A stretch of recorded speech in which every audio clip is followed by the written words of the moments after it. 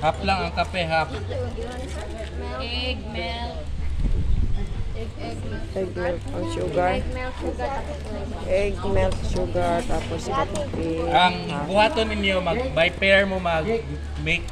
Kape. By pair mo mag-mix. So, isa lang ka kape per ano. Kasi By isa ka pair.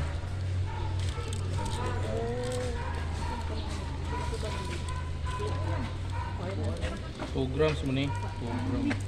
Sa pag 1 gram. 1.9 na lang. 2 grams mo ni.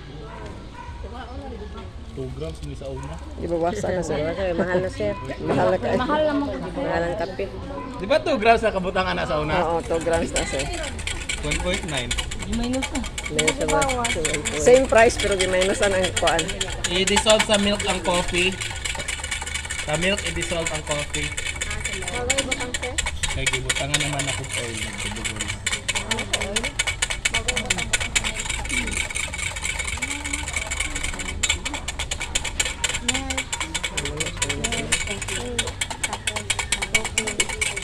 Sugar. Tapos ang baking powder o ang flour. Sagol, tapos ibutang sa atong egg. Igo lang.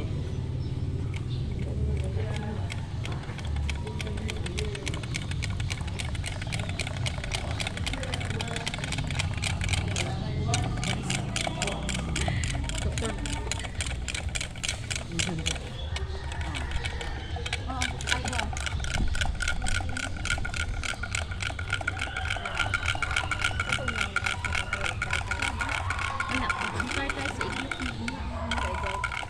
Ay, starter.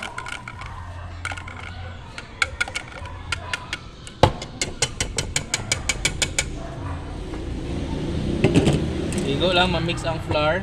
Then, samerang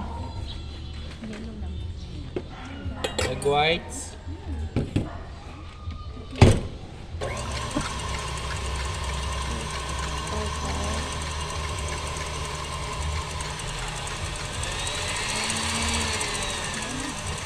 Tapos ipa-bubbles and cream of tartar.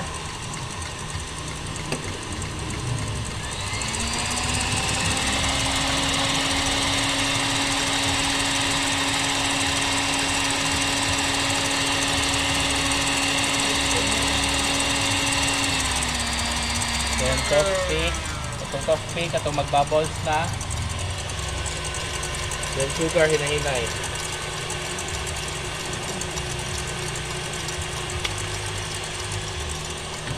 Then ihay.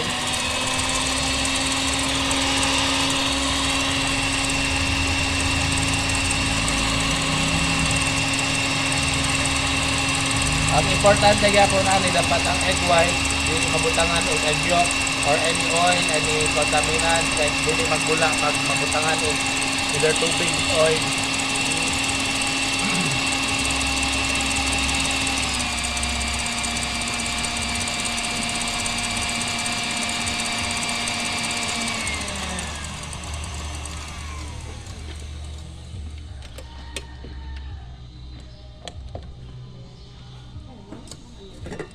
So tanaw na to. Stiff na gyapon. Gahin na di na mayabo.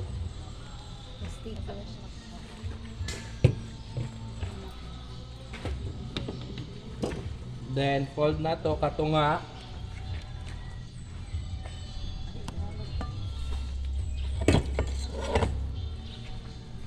Fold.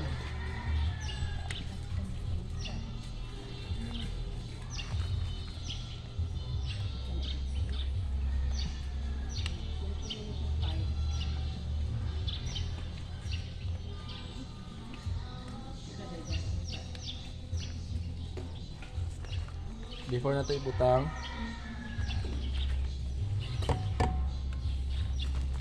Ano gina-fold man nato sa ang egg whites dire kay heavy man yung mixture.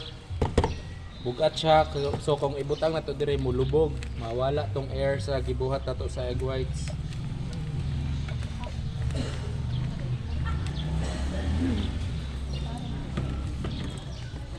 Then kunin nyo na ito i-fold. Fold. Hinay lang.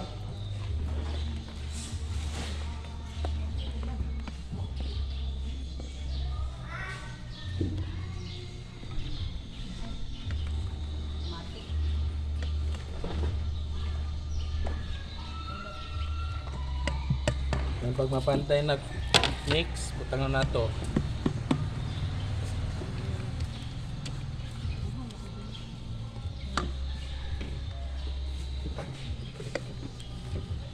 Ganyan, ganyan. Malapad na lang yun.